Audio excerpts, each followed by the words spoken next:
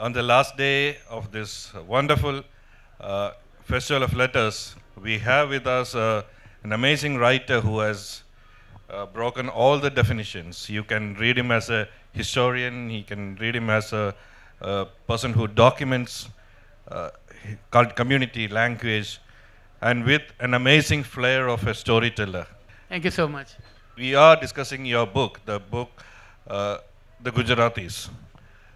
I have rarely chanced upon a book which, like, so much of research has gone into this. So much of the work that you have done to write this book is astounding. It shows in that book. But to start with, you have often, I think you have mentioned in the book also, you describe yourself as an outsider looking inward and an insider looking outward. So you get both the perspective with that. So how do you explain that? We'll start with that conversation. Sure. So I am Gujarati. In spite of my surname, most people think I'm from Uttar Pradesh. I'm not. Tripathis are very much part of the Gujarati landscape. And I went to Gujarati medium school. So to that extent, I'm an insider looking out because I'm looking at Gujaratis everywhere in the world. But I'm also the outsider looking in because I wasn't born in Gujarat. I've never lived in Gujarat. I've lived in Bombay, which, and we can talk about it later if there is an interest. Bombay is very much a Gujarati city. It is, of course, a Marathi city, and a Hindi city, and a Konkani city, and an English city, and everything else. But Gujarati and Bombay, the relationship is extremely strong. So that's where I see myself as an outsider looking in, because I get as amused and appalled by what happens in Gujarat as all of you do. Because I'm an outsider. I'm appalled by the violence and amused by their interest in the kind of foods they eat and so on. So that's when the we becomes they. So that's the outside-inside relationship, yeah. How did this idea, this is part of the Aleph Group to series on documenting communities. Right. So how did that project come to you, or how did you start working on this book on Gujarati? Sure. No, it's a nice, what happened was that my friend Sudeep Chakrabarti, who will be speaking later today about his new book on Delhi and the ghastly murder of Sanjay and Geeta Chopra at 4 o'clock in one of the venues here. So Sudeep wrote the first of the series on Bengalis. And when that was done, David Davidar, the editor-in-chief at Aleph, was very keen to have a series of such books. And he wanted one on Gujaratis. And I just completed a book for him on Bangladesh called The Colonel Who Would Not Repent, which is about the Bangladesh war and its aftermath. So what happened was that David said, how will you do the book? And hadn't even thought about the idea. I mean, he knew I was a Gujarati and he knew I could read, write and speak in the language. So I kind of started speaking in a stream of consciousness manner without any preparation, without any plans about what it might look like. And the food, the business, the politics, the history, love, sex, violence, everything. And once I started doing that, David got a call and he stepped out. And my son was in the same room. He was 25 then, he's now 35, which shows you how long it has taken to finish the book. But he said that, Dad, I want to read this book. So I said, okay, now David has to agree to publish it. If he does, then I will. And when he came back and I wanted to continue where I'd left off, he said, no, say no more. Give me the book in 2 or 3 years. It became 7. And 1 more year went in editing it. You are seeing a 700-page book here, but the first draft was about 1,050 pages, yeah.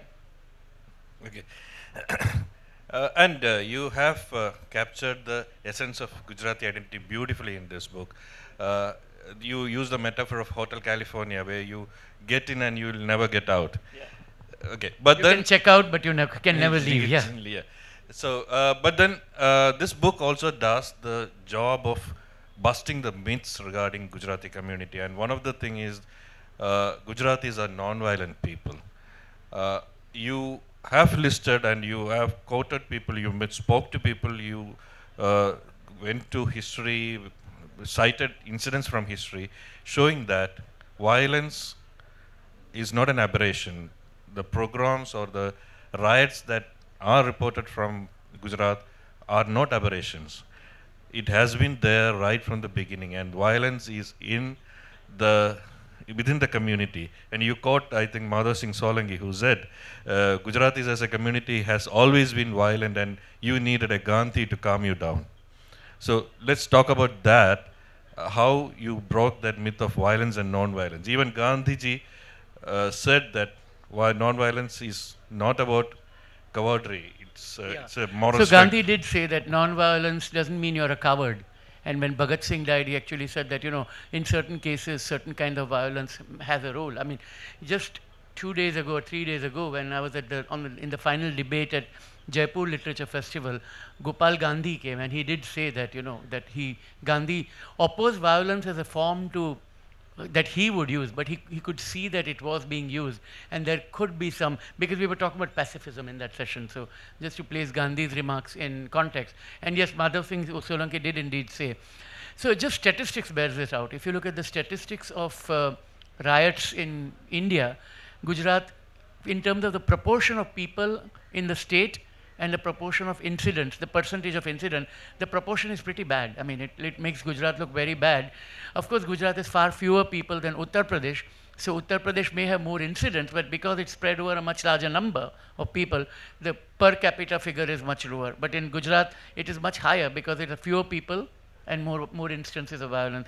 And it goes back to 1890s at least. I mean, you could trace back even further, but 1890s is when the first religious violence takes place in Gujarat. Then in 1920 in Godhra, when Morarji Desai was the civil servant for the British, there was a bad incident between Hindus and Muslims. 1940s during the partition, although it's a border state, Gujarat didn't have as much violence as elsewhere, but there was certainly violence in Gujarat.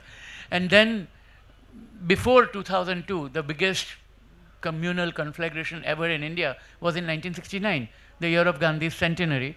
Ahmedabad was going to host its first ever cricket test match. Graham Dowling had brought a team, and Ahmedabad was all decked up and ready. And instead there was this Ratha Yatra, and that Ratha Yatra had a conflagration near a mosque, and that led to violence, and sadhus were attacked, and cows were attacked, and so on, and Muslims were beaten up and killed. And that riot went on for almost more than a month. Hitendra Desai was the chief minister at that time for Congress. Leading up to it, Balraj Madhok, who was then the BJP Jan Sangh leader, had given very incendiary speeches at that time. So there was that violence. And then you come to 1980s, and the first instance is, of course, the intercaste violence that starts. Navnirman movement, and then the intercaste violence starts. That turns into communal violence in Baroda, Gujarat, Surat, everywhere. Then 1991, when the Rath Yatra starts, there are conflagrations along from Somnat until it leaves Gujarat. And then you move fast forward by 1 year, after 1992, again there is a great violence after the raising of the Babri Masjid. So all this forms a backdrop when 2002 happens, and then 2002 happens, of course, which is, of course, in terms of numbers, the worst that took place. We are often told that, yes, it was terrible, but after that there has not been a communal incident, which is not true. There have been small-scale incidents of riots and violence since then as well, 2006 most notably. So yes, violence has been part of Gujarat's DNA, and it's in per capita terms it's bad, and it's not just religious or caste-based violence. I mean, there are lots of cases of Patels killing the Dalits in Golana and all that, I mean, which have rarely been captured, but my chapter on Dalits talks about it. But if you go further into it, even domestic violence, instances of violence against women is very high. Yeah, when we talk about riots and violence, there is an issue of the othering. It is, as you have said, even though caste violence is happening there, the clash between castes are happening there, but then largely it is between Hindu and Muslims. Again, Somnath temple becomes an image. The narration, the othering of Muslims started from the story or the legend of Somnath being attacked repeatedly by Muslim rulers, starting with Ghazni, I believe. Yeah. So, what is the truth behind Somnath? You have an entire chapter on the story of Somnath. Yeah, Somnath is a fascinating story, because when you grow up in Bombay or when you grow up in a Gujarati household, basically, you're told that Muhammad Ghazni came 17 times to raise and insulted India, and finally managed to succeeded in breaking down the temple, and it goes on after that repeatedly. After that, other rulers have also tried to do the same thing, one after the other, and it goes on. Even Aurangzeb has planned an attack on the temple. So temple keeps rising like the phoenix, and someone comes and attacks it again and again. And if you go to Saurashtra, Veraval, Somnat, the region, you'll see the bhats and charans, as the balladeers and troubadours are called, very vividly and with giving heroic sagas about, what was done, how atrocious it was and how terrible it was. And we have all it's become part of our system, that story, and we have believed it to be true. It's been taught in history textbooks as well. But Romila Thapar, of course, is the skeptical historian here, and she unpacks the story. And when you read her stuff, you find a lot of interesting things. That a lot of the accounts of what happened in Somnath are written by Persian and other Muslim courtiers to please the Muslims who had come to attack. Secondly, those Muslims who were in Gujarat at them were not only the raiders, there were also traders. And because while this story happened in the 12th and 13th century, Muslims have been coming to trade with Gujarat on the coast from the 8th and 9th century. There are mosques there. And those mosques were not disturbed in retaliatory violence because the Gujarati in Saurashtra at that time knew the difference between the one who comes to trade and one who comes to raid. And therefore he was able to, or she was able to see that distinction. All these subtleties are now getting lost. But because this played such a strong, and the two players have a very important role. One is Kanhaiyalal Munshi, who was part of the Constitutional Commission with Ambedkar and others, one of the drafters of the Constitution. But Munshi wrote a series of novels called the Patan Trilogy, and there's a fourth book called Jai Somnath. And he wrote a very powerful essay called Gujaratni Asmita, the identity of Gujarat, where he hearkens a period before Somnath, as the Chalukya and Solanki age of Siddharaj Jai Singh and his son Kumarpal, as a golden age of Gujarat, as though it was perfect at that time. Then the Muslims come and ruin Gujarat. And that has become a governing myth in Gujarati minds all these centuries. And so Munshi reminded them, and he wrote truly engrossing, entertaining and lively novels, although they were novels, they were not history, but they've been seen as history. And then what has happened is that Sardar Vallabhbhai Patel, at the time of independence, wants to rebuild the temple because he felt that this is one way to reclaim. And Nehru is against it, Gandhi is against it. Gandhi says that you can rebuild it, but let Hindus pay for it and not the Indian government. And similarly, Nehru said that, yes, it can be done, but it cannot be done by the Indian government in any way in terms of arrangement. But Patel dies in 1950. The temple is reopened in 51 or 52. And Munshi, of course, plays a role. And Rajendra Prasad, the president, wants to go there. He does go there. Nehru says you go there as a private citizen. You can't go as a president of India. Rajendra Prasad, to his credit, does go as a private citizen, but you can't go as a private citizen when you're the president. The bandobast has to be made and all that. So, and this has become a contentious point today in the charged atmosphere in India, that Nehru and Gandhi oppose the rebuilding of the temple, whereas Patel and other, and that leads to the canonization of Patel. But what this shows is that this whole myth of Somnath has colored the Gujarati mind, and that partly explains the reason why there is so much bigotry. And you also bring in the image of Shivaji, Chhatrapati Shivaji, who has caused more damage than the Muslim rulers, the Delhi Sultanate. Yeah, so Shivaji, I mean, one of the most fascinating things I found when I was in Dandi, the place where Gandhi picked up the salt in 2016 or 2017, where writers from around India had come and gathered. And I was there. And you had, I got off at the Bilimora station, and the first statue I see is that of Shivaji. Near Surat station, there's a statue of Shivaji. Now, of course, Shivaji was a great Maratha ruler and warrior and so on. But he also compromised with Aurangzeb. He had worked with him. His son was part of the Mughal army as well. So again, the nuance, it's not that he was always opposed to Mughals. That's one thing to bear in mind. Secondly, he raided Surat twice, in 1660s and then 1670. And each time, the story that is spun now is that Shivaji basically went and raided the Mughal mint and the East India companies, the British traders who were there at that time. Not necessarily so.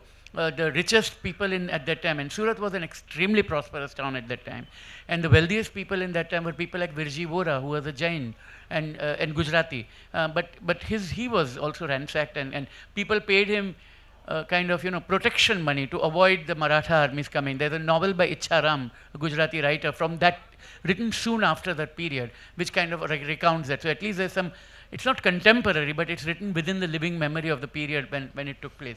So you have to unpack all that also. And it's just that the prevailing politics has created a new myth around it. But there's also Povado called Ganimno Povado in among Gujaratis, which also tends to see Marathas as very problematic. The impression of Marathas changes only after Sayaji Rao Gaikwad comes, because he rules Baroda state in an exemplary manner. And even when history is being appropriated to score some political points, we have stories like the Ekta Chapalkar, where Ashok Palmer, the angry face of Hindutva, the man with a bandana and a sword in hand, and Qutbuddin Ansari, the man pleading, they came together at this point, and that story, that narrative is being lost. It's an amazing story, because I don't know if you remember the violence of 2002. Two photographs were very well done. One was on the cover of India Today of this angry Hindu man with a bandana and with I think it's a sword in his hand, and he's threatening, and he would definitely have probably killed or was about to kill somebody or raze somebody's home. And the other image is of this man whose face is totally ashen, his eyes are weeping, and he has his hands like this, and that's Qutbuddin Ansari. And the photograph was taken by Arco for I think Reuters, and the other photograph was taken by I think the Times of India reporter, but a photographer at that time. And those two became iconic images of the Hindu rage and Muslim fear and supplicancy. And I was reminded of it by one person I spoke to in Baroda or Vadodara, that Pehla Muhammad thi Mansukh bito hato, have Muhammad Mansukh thi biye che. And he was very proud of it. And what it means is that in the past, Muhammad used to scare Mansukh, and now Mansukh is scaring Muhammad. And he felt it was a matter of great pride that Muhammads are now getting scared. And my immediate response, which I didn't say to him, but I've explored it in the book, is why should either be afraid of either? I mean, it should not, nobody should be afraid of anybody. That should be the nature. And that's the beautiful way this story ends, actually. And my section is called Reasons for Hope. That while Qutbuddin Ansari left Gujarat, went to Bengal and Maharashtra, he later comes back, because his photograph would be seen and people would say, oh, he was a terrorist or something like that. And his life was being made miserable. So he comes back to Gujarat. And while Parmar, who was extremely angry, later realized what he had done. And he's a Dalit, and he realizes that Dalits and Muslims are not that far apart. And he starts a Ekta Chappal ni Dukan, the Unity Chappal shop. And he starts a footwear. And when it is inaugurated, Qutbuddin comes there and they shake hands together. They had nothing to do with each other. It's just that they had become the two icons. But the fact that they could come together gives me at least a mild amount of hope that things can be retrieved and that older Gujarat can be reclaimed. Okay. Another myth that you breaks in this book is that of food. Yeah. The myth that the Gujaratis are vegetarians. Can we talk about that? Yeah, I mean, everyone says Gujaratis are, like, it's a vegetarian state, and they're all vegetarians, and you can't find meat easily. And the answer is it's simply not true, because not eating meat is a priority for the upper caste or the dominant caste, Brahmins mainly, and certain Baniyas, and the Jains. And together they account for about 5 to 6% of the population, which means there is a 94 to 95% of the population which may be eating meat. Now, if they don't eat meat, it could be for reasons of preventing animal cruelty, not being able to afford meat, not wanting to do it on ethical grounds or religious grounds. I mean, I don't know. When you hear a statistic that 65% of Gujaratis are vegetarians, you have to take it with chunks of salt, not just a pinch of salt, because first of all, it is the largest coastline in India by far. A lot of seafood gets captured there. It does get eaten, certainly by Parsis. Now, I know Parsis are very few, but Dalits, by the Adivasis, by the Bhils, and most important, we are missing other Rajputs and the Jadejas in Saurashtra. Large number of people who readily and happily eat meat. So when those who say they are meat eaters actually could be vegetarians, but those who say they're vegetarians might be eating meat and not telling anybody about it. I've written about a very fine paper by an Iranian-American professor called Parvez Ghasem Pachandi, who teaches in Rutgers University in the US.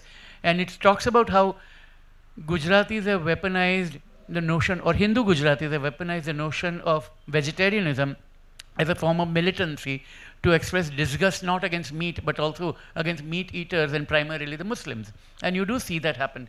That there are people who have eaten meat with Parvez in Ahmedabad on Wednesday night, and on Friday, when they go to a bigger party, they will say, oh no, we are vegetarians, we can't eat this. In public, one face, and in private, another one. Whether eggs are vegetarian or not is a topic beyond my pay grade. I won't go into that. But if you were to look at the egg story again, go anywhere in Ahmedabad at night and start walking around. You'll see these what are called laris and kitlis. Kitlis is a kettle where tea is made, and lari is a cart where omelets are cooked for you. And it's usually the guy cooking it is a Muslim man, and most of the consumers are Hindus who quietly eat it and then drink the tea or something and then go back.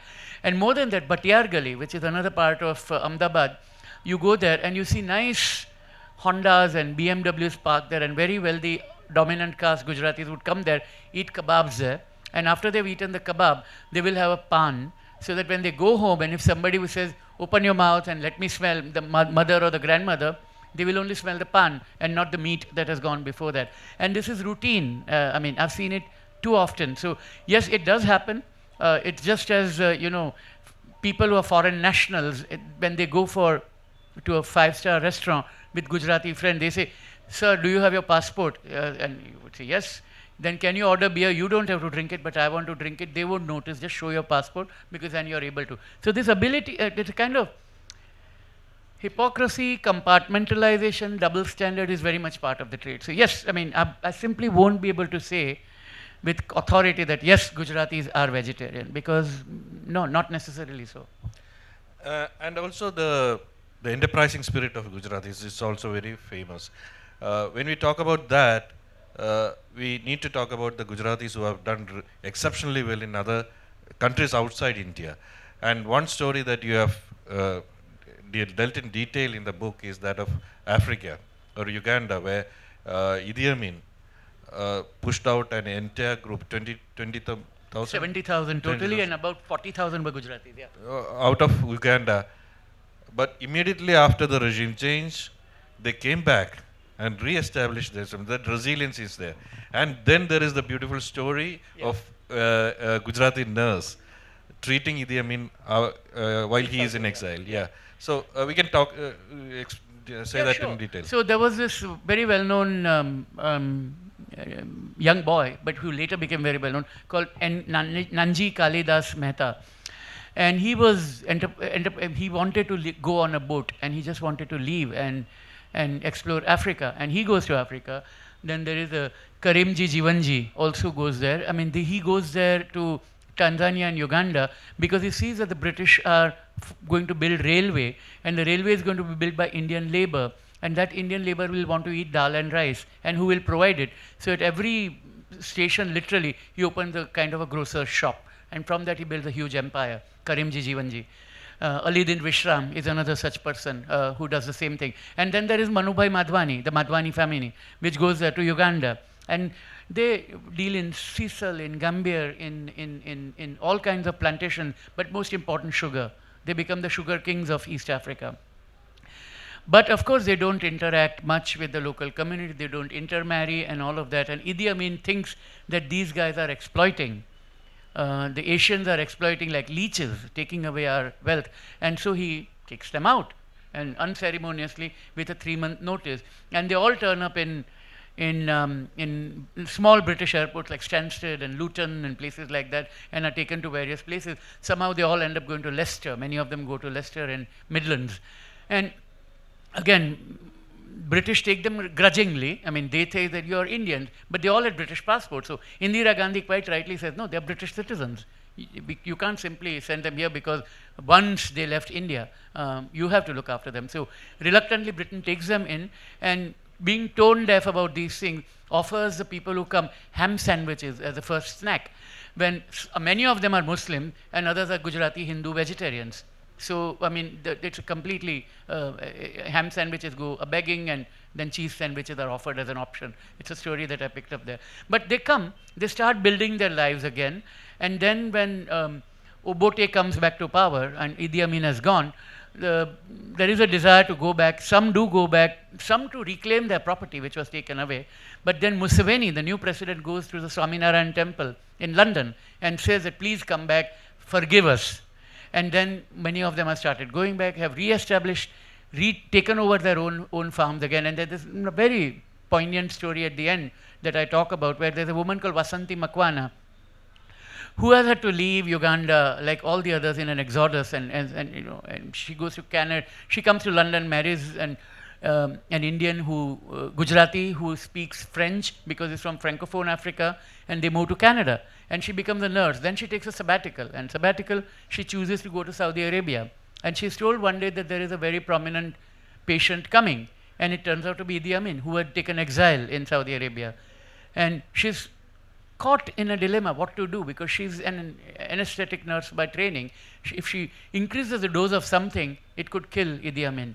And if she refuses to treat him, she's going against her oath.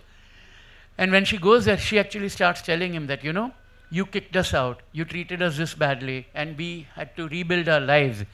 And Idi Amin's eyes are, full of fear, because he thinks, he said, but don't worry, I'm going to look after you, because you are a patient of mine and you'll be well taken care of. And she does what she does need to as a proper nurse. Idi Amin makes slight recovery. He dies later, of course. And Idi Amin's family, of course, is grateful and said, you must come back to Uganda. She hasn't gone. I said, what made you think of that? I said, something, taking revenge is not something I have to do. And she cites Gandhi again, that, forgiveness is at the heart of it. So there's some very, very moving stories I've come across while working on the book. And this trend of going outside and making a life outside, it still continues, and that is more relevant in the currently going anti-immigration drive from US. But I'm mentioning US because there are statistics saying that in 2021, 4,330 people applied for asylum in US. In 2022, it shot up to 14,570, and in 2023, 67,391 people crossed the US border illegally, and most of them are from Gujarat. Many of them are from Gujarat, you're absolutely right, and there are some very poignant stories. There's one story that I haven't reported it because I wasn't there, but I've got it from other sources, is of this family which froze to death on the Canadian border because it was getting harder and harder to get into the US from Mexico. So people thought Canada might be easier. But of course they went in winter and they were probably wearing flip-flops like what I'm wearing, and they didn't have proper sweater and gear, and the temperature was minus 20 or something like that, and they froze to death. And obviously they were being people smuggled, at least in the sense that they have paid a lot of money to be there, and they were reasonably prosperous, and yet they chose to leave. And I think one reason for that is that there's a pull factor, because unless you have made it or likely to make it with very good contacts and connections and own your business, life is still hard in Gujarat. And it may be easier than other parts of India. You have heard enough stories from your friends and cousins and colleagues that once you go there, it's a land of milk and honey and plenty, because they see images of everybody being able to afford a car, which is true, but it could be a used car, refrigerators and 2 cars in a garage and all that. So all that mythology is very, very prevalent, and therefore there's a very nice Gujarati film by Abhishek Jain called Kevi Rite Jaish, How Will You Go? And it's about a young boy's obsession to make it into America by hook or by crook. And it's an all's well that ends well type of a story, but so I won't give out the ending, but it is, I think it should be on some platform, so you should definitely see it. It's a very good film about that phenomena. So you have that, the number of people there's a nice story that the scholar Ganesh Devi told me, that people go to, the parrots who can predict your future, and the cards that are put there, the question asked most often is, green card Malshe, will he get a green card or not, is what people are after. So to leave, that pull factor is there, and the other has to be the push factor, because in the past people left Saurashtra for Africa because Saurashtra had drought for year after year after year, and therefore they thought they can make it better in other cities, other countries. And so that in spite of all we know about the glitz and glamour and vikas and malls and prosperity in Gujarat, which is no doubt true, and it is a more prosperous state than others, by the sheer force of numbers, the number of non-Gujaratis in India who come to Gujarat to get work, it just shows that it is a magnet that draws people in. But many Gujaratis have the ambition to get even better and be outside, and that's the push factor. And there is this, when you talk about this element of resilience that Gujaratis display, I was discussing the book with a friend of mine, and he suggested that could be another reason, because the Kutch area falls in the tectonic plate where the continental drift happens and the tectonic plates run into each other. It is highly prone to earthquakes. In every 50 years, they will have a massive earthquake like the one in Latur. But then after that, life emerges. They recapture the lost, the destroyed land and build it again. That resilience is built in. Is it built into the Gujarati mindset? Yeah, and Kutch was a big earthquake in 2001, and in fact, the poor handling of the earthquake at that time led to the removal of Keshubhai Patel and the emergence of Narendra Modi as the chief minister at that time. But if you look at what happened in Kutch, people didn't wait for the state to provide aid. But there were private NGOs, and people rebuilt their lives themselves. In fact, aid workers who went to Gujarat to help, they have observed that, when there was a cyclone in Orissa, and he said people just waited for the state to do something. But in Gujarat, people sometimes see the state as an annoyance, as an aberration, and there's a great faith in private enterprise. And one interesting indicator of that is that the Swatantra Party, which is now of course dead, but it was quite prominent in the 60s and early 70s, if it did well in elections, two states, Swatantra, one was Gujarat, one was Rajasthan. Rajasthan because of princely states, and Swatantra had a lot of princes because it was pro-enterprise, pro-capitalism and pro-US. And the other was Gujarat, where Swatantra Party could have almost formed a government of its own within a coalition at one point. And like you mentioned about the Asmita angle, the pride in Gujarat thing, and also in the book you talk about Gujarati Kamir. So when you say that they go beyond the state and they trust in the private enterprise, but what happens to this Gujarati Asmita or Kamir? Yeah, so Asmita is a very interesting word. I mean, Gujarat invokes it itself, and everybody wants to know what do we mean by Asmita. And what I find more fascinating is its trajectory from what it was or what it meant and what it means now. Because its origin lies in the Sanskrit root of the word as and asmi, and which basically means being and awareness of the self, sense of self. So it starts there. And that's how it started. That's how Narsi Mehta saw it. And about seeing equality of everybody. And there's a famous poem by him called Paksha Pakshitya Nei Parmeshwar Samadrashti Sarva Saman. Wherever there's partiality, there's no God. If you look at everyone in the same way, then you might find divinity there. And he was from a very dominant community, the Nagars. He broke with them, and he would go to the Dalit quarters and sing bhajans there, for which he was ostracized. He came up with the word Harijan, not Gandhi. I mean, Gandhi used it because Gandhi was very fond of Narsi Mehta. Narsi Mehta is the one who wrote the famous bhajan, which almost everybody in India has heard about. Vaishnav janto tenere kaye je peed parai jane re. So you have that at one level.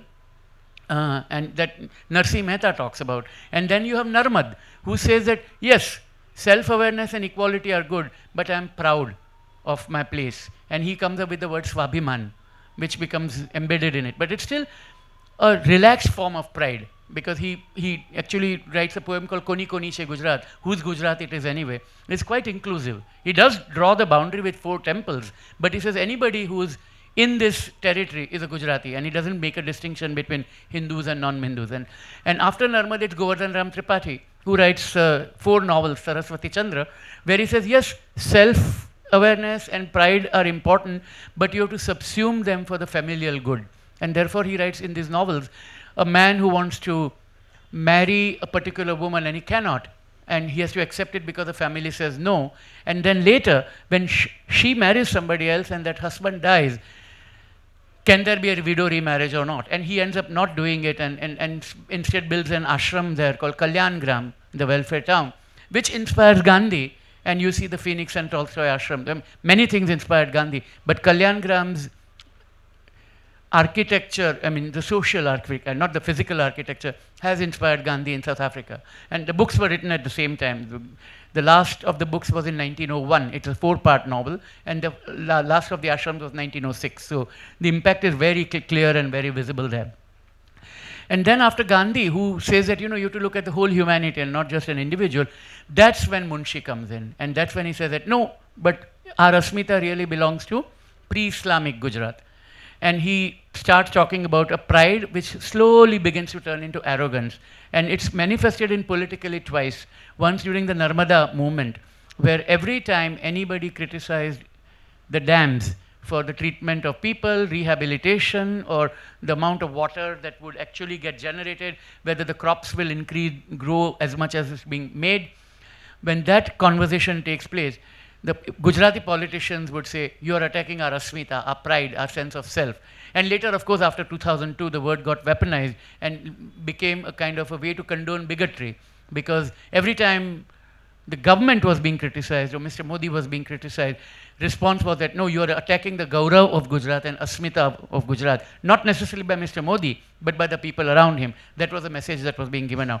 So this trajectory from self-awareness to pride, to arrogance, to bigotry is just fascinating. And I'm just hoping that someday we'll have the kind of scenario that I talked about of Parmar and Ansari coming together and rediscover that Asmita. And talking about the etymological roots of Asmita, the word Asmita to Sanskrit, you have mentioned in the book drive that attempted to take the Persian and Urdu words out of language. Your great-grandfather. Yeah, my great-grandfather. Yeah. did that. Yeah, he tried to take out all the Urdu and Arabic influence and Persian influence. I mean, he could speak all those languages, but he wanted a more Sanskritized form of Gujarati. And what happened to that? Like, did the people respond to that? So, to some extent it did. If you look at the literature, and it was called the Pandit Yuga of literature. And so, Mansukh Ram Tripathi was one such. His cousin was Govardhan Ram Tripathi, who was my grandfather's uncle, who wrote Saraswati Chandra. And he also, but his Gujarati was a bit more accessible. But Mansukh Ram's son, Tansukh Ram, also wrote in a very abstruse manner. And you still have writers who write Gujarati, which makes it almost like a barrier, because they almost write as if it's in Sanskrit and not in Gujarati. You do have that. But the challenge to it was from Gandhi. Because when Gandhi was elected as the president of the Gujarati Sahitya Parishad, he actually asked that, what you are writing is fine, but how will it benefit Koshia? And Koshia is a mythical character, but he's a farmer. That is what is your thought process, is the creativity from that going to be helpful to Koshia? And some writers rose to the occasion. Manubhai Pancholi did, Pannalal Patel did, Niranjan Bhagat did, and so did Tribhuvan Das Lohar, who wrote under the pen name Sundaram, and other writers who wrote, and Kaka Sahib Kalelkar, Dattatreya Kalelkar, who was Marathi, but he was called Savaya Gujarati, 1¼ times Gujarati, because he not only wrote beautifully in Gujarati, he also wrote the dictionary. Jodhini Kosh came from him.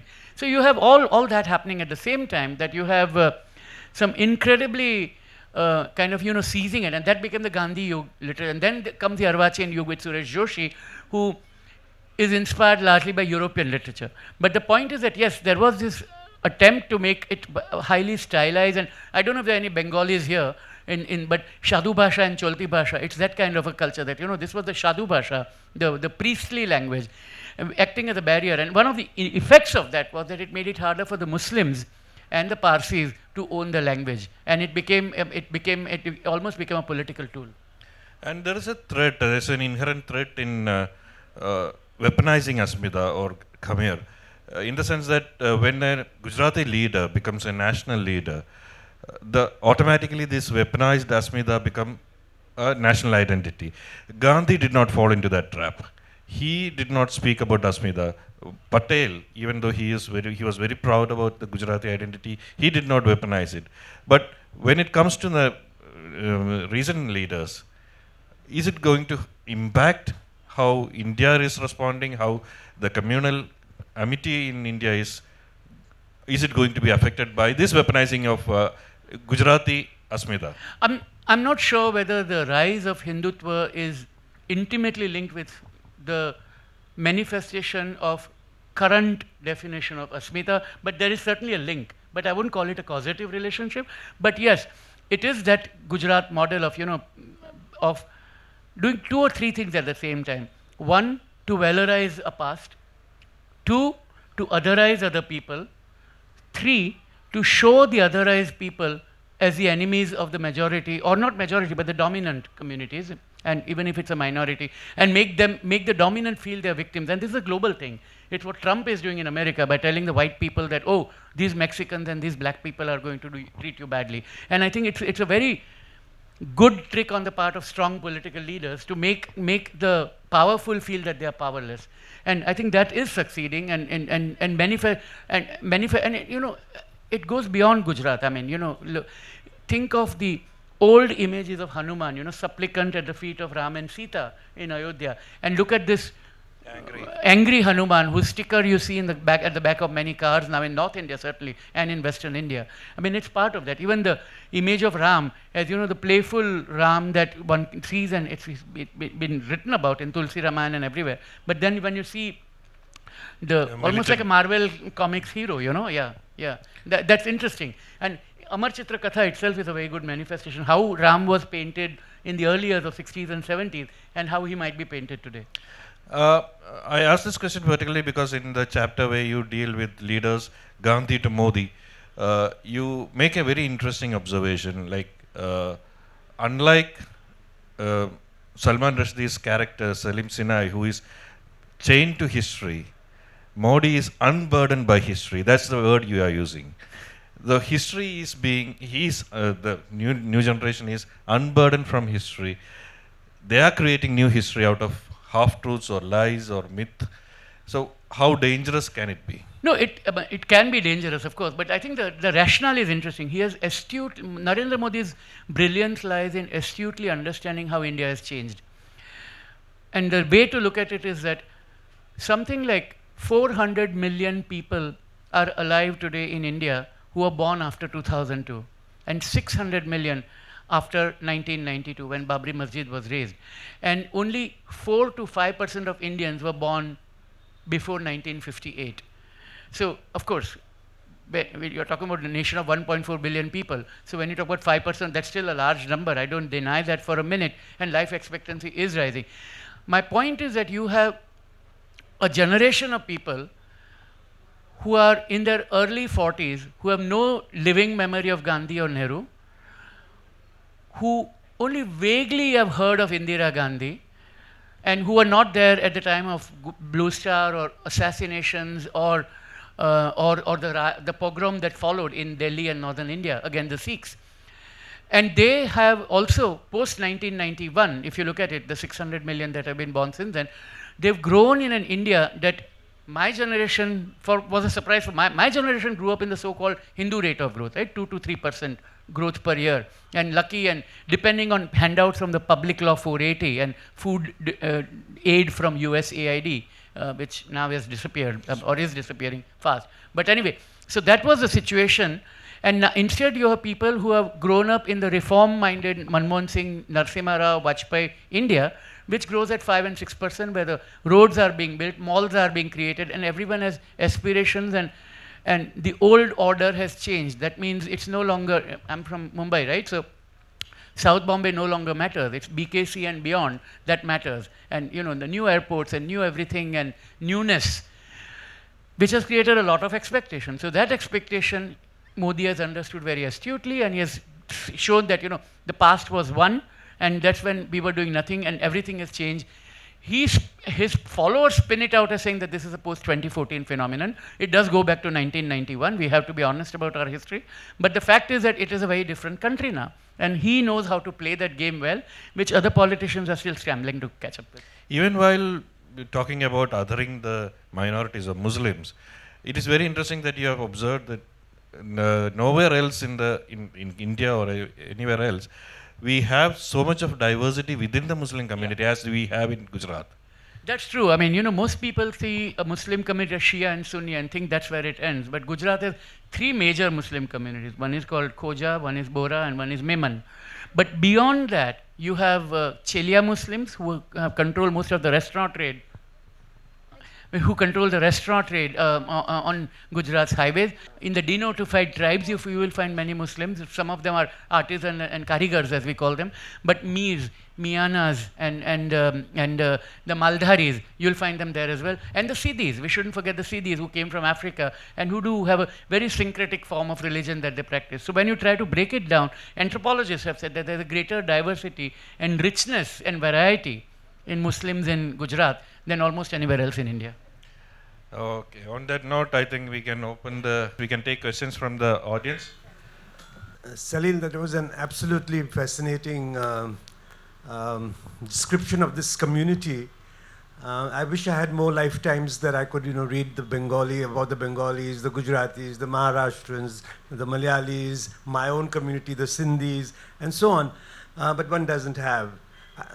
But in this mosaic that you have put before us of Gujarat, its diversity and what common themes there are also, I'm interested in the Jain community. What role it plays in this? Does your book deal with that? Yeah. Yeah. Go ahead. Yeah. Go ahead. No, so they're a tiny proportion, like 2 to 3%. So it's not like most people think that it's a much larger number, but I was also surprised how small they are. They are, of course, business-minded, and many of them are genuinely non-violent in the correct sense of the term, and they wouldn't, of course, some of them would go on wearing a mask because they don't want to breathe in microorganisms. You would also find, no onion, no garlic, no potato, kind of, no root vegetables to be eaten, and all of that is very much part of their ethos. They do believe in anekantavad, which is, and aparigraha, these are their notions, and they genuinely believe that they can get themselves better by being devoted. And of course there are factions, the Sthanakvasi, Deravasi and all that within the Jain community, and extreme interest in business. And unlike the Brahmins, who would get outcast if they traveled out, the Jains are able to do so, and and therefore they have no hesitation going to Antwerp, and the sheer brilliance which they've created an industry out of nothing, diamond polishing, because diamonds are mined in Africa. They were mined once in Madhya Pradesh, but mainly in Africa and elsewhere, and traded in Antwerp and sold mainly in the US and Japan and Europe. What role did the Gujarati have? But they figured out that, we know how to cut and polish, and the Antwerp diamond merchants are very expensive. We can do it in Palanpur and Surat and Opera House in Bombay. And they brought an entire industry, making India the world's largest exporter of diamonds. And sheer brilliance, business brilliance.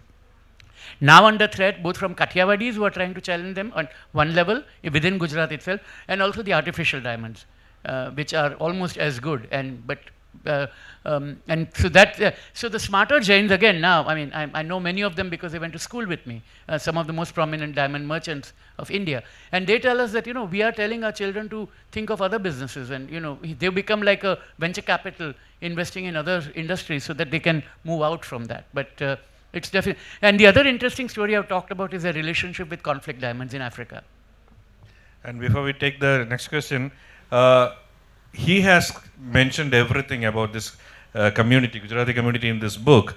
And what struck me first when I took this book, one second, I'll come to you, is before the volume or the effort that he has taken to do the research, is the language in which he has done this. And the titles, it goes from who we are, the way we are, whence we come, where we live, beyond India, and it goes all the way into categories, and finally, the way we eat, the way we play, the way we kill. So that's how he has divided this book. Beautifully done. And the flair of that storytelling that struck me first. Yes, please. So my question was from the point of language. Obviously in India we have this current of imposing Hindi, or in South it's actually a really touchy issue. When you say Hindi, it's you can't be doing that here. And right now we have one of the major leaders who is actually saying that Hindi is a Rashtra Bhasha, is a Gujarati. And Gujarati is obviously a different language. Obviously it's Indo-Aryan in nature, but it's a different language. So how does a Gujarati locate himself? Are we Hindi first or Gujarati? How does it go? It's a great question. When I'm on the streets in Gujarat now and ask for street directions, I want to go to X place, quite often the reply I will get in Hindi, even though I've asked in Gujarati. That's for two reasons. One, of course, Gujarat has a lot of migrant population from UP and Bihar and elsewhere who have come, and therefore they speak in Hindi. But the other is that a lot of Gujaratis also see Hindi as a way to get beyond and become part of the northern, at least the northern milieu. Gujaratis suffered because they underemphasized English. At one point, the Chief Minister of Gujarat and the education said that we don't want English because it's a colonial language. And Gujarat suffered a lot as a result of that. And standard of English had gone down very badly. It's changing. There are English medium schools and so on. But the desire to become part of, but at the same time, the script is totally different. We don't do the line at the top. Our characters are more curvaceous than the Hindi script, for example. That's one thing to bear in mind. And at the same time, there's a lot of ease with the Bollywood culture that has come in. So you don't necessarily find, people are very happy to read novels from English and Hindi translated in Gujarati, for example. And one consequence of that is that the prevalence of Gujarati publishing and literature has suffered. Hello, congratulations Salil for the book. I have already gone through the book, and I have two questions. One is about tribals. Have you dealt any tribals in your book? Yeah. There's And a section on them. In Tejgarh, there is a very good museum and Bhasha movement, where it's not just the art of the tribal communities that is celebrated there, but also preserving their languages. Okay. And besides that, there are so many migrant people from Odisha have gone there, Surat. And have you dealt that aspect of that?